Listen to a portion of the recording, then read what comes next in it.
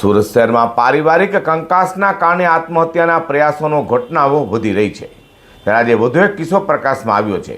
સુરતના અડાજણ અને ચોક બજારને જોડતા જિલ્લાની બ્રિજ પરથી એક યુવકે તાપી નદીમાં પડતો મૂકી જીવન ટૂંકાવવાનો પ્રયાસ કર્યો હતો, જોકે સદનસીબે યુવકનો આબાદ બચાવ થવા પામ્યો છે। સુરતના અડાજણના જિલ્લાની બ્રિજ પર બપોર પછીના સમયે એક યુવક પહોંચ્યો હતો અને કોઈ પણ વિચાર કર્યા વગર અચાનક તે તાપી નદીના વેણમાં કૂદકો મારી દીધો હતો। બ્રિજ પરથી યુવકને કૂદતો જોઈ રાહદારીઓમાં ફાર પડી હતી અને તુરત જ અંગે ફાયર કંટ્રોલ રૂમને જાણ કરાઈ હતી। આ ઘટનાની જાણ થતાં જ મુગલીસરા ફાયર સ્ટેશનનો કાફલો લાઈફ જેકેટ અને રેસ્ક્યુ બોટ સાથે ગણતરીની મિનિટોમાં ઘટના સ્થળે પહોંચી ગયો હતો। જોકે ફાયરની ટીમ રેસ્ક્યુ ઓપરેશન શરૂ કરે તે પહેલાં જ એક ચમત્કાર સર્જાયો હતો। કૂદકો મારનાર યુવક હિંમત હાર્યા વગર જાતે તરીને નદીના કિનારે સુરક્ષિત રીતે બહાર આવી ગયો હતો।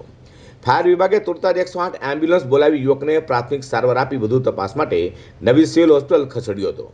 યુવક સુરતના પંડોર વિસ્તારનો રહેવાસી હોવાનું જાણવા મળ્યું છે। હાલમાં પોલીસે આ મામલે યુવકનું નિવેદન નોંધી વધુ તપાસ હાથ ધરી છે। સદનસીબે યુવકનો જીવ બચી જતા તેના પરિવારે રાહતનો શ્વાસ લીધો છે। હવે ફાયર કંટ્રોલ દ્વારા મુગલીસરા ફાયર સ્ટેશન કોલ આવ્યો, જિલ્લાની બ્રિજ ઉપરથી એક વ્યક્તિ કૂદકો મારેલો છે। જેવો કોલ આવ્યો એટલે તરત જ આપણે ટીમ લઈને રાજ્ય જિલ્લાની બ્રિજ ઉપર આવી ગયા।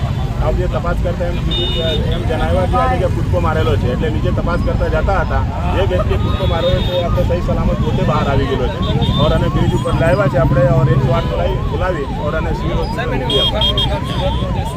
આ એમ જણાવે છે કે પંડોલમાં રહે છે और ફરતી કંટાળીને કૂદકો મારેલો છે। તો આપઘાતનો પ્રયાસ કરનાર યુવકે જણાવ્યું હતું કે હું મારી પત્નીથી પરેશાન થઈને નદીમાં કૂદ્યો હતો। અહીં હું એમ્બ્રોઇડરીનું કામ કરું છું। મારી પત્નીની સાથે મારો ઝઘડો થતો હતો, તે ખોટા કામ કરે છે। આ બાબતે મારે તેની સાથે રોજ ઝઘડો થાય છે। મેં મારા ગામવાળા, મારા મામા, કાકા બધાને આ વાત કરી, પણ તે બધાને અપમાનિત કરે છે।